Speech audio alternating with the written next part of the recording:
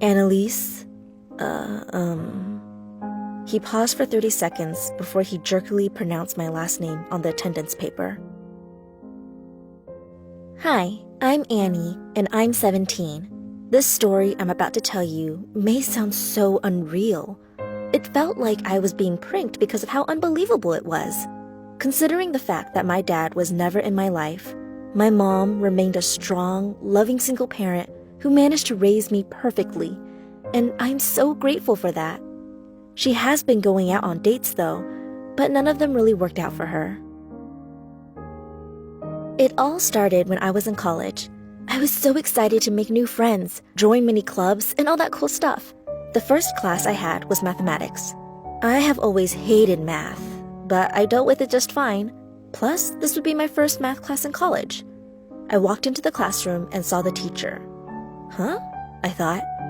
How funny it is that he kind of reminds me of someone.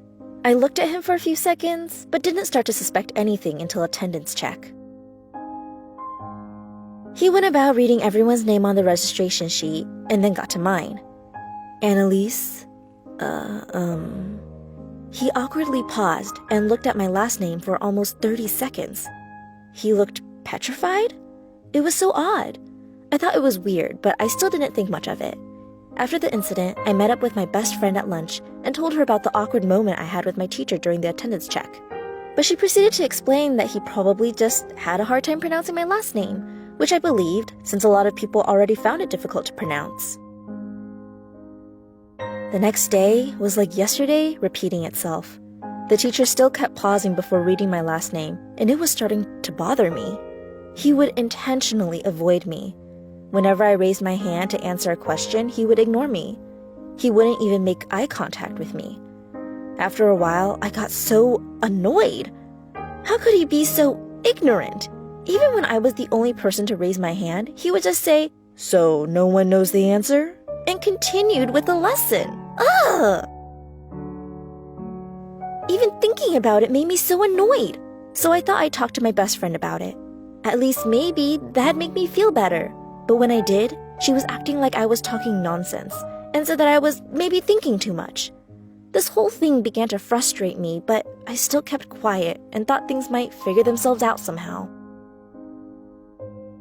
I still continued to let this awkward situation go on until the parent-teacher conference.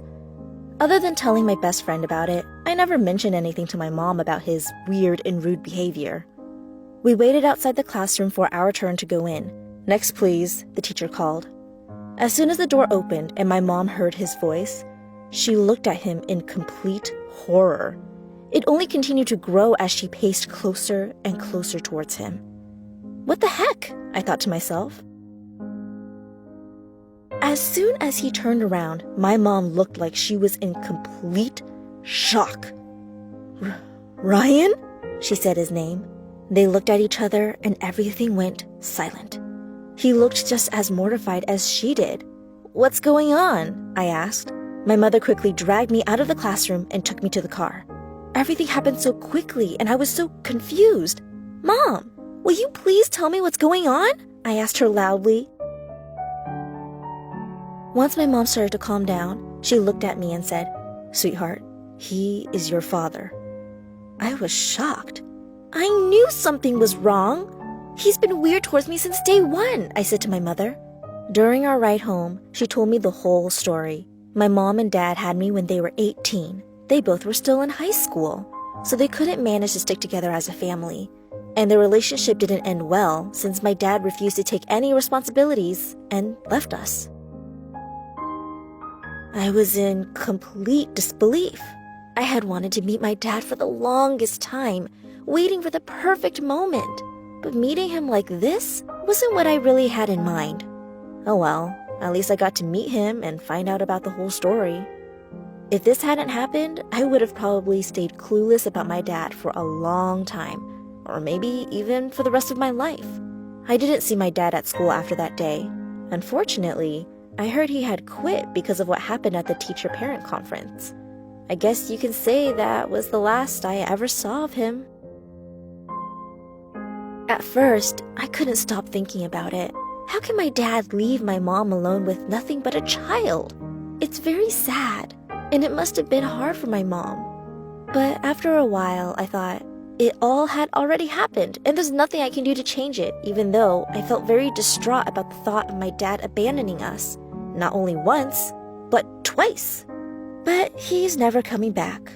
So all I can do now is to continue to love my mom as much as she loves me, take care of her, make her happy, and move on.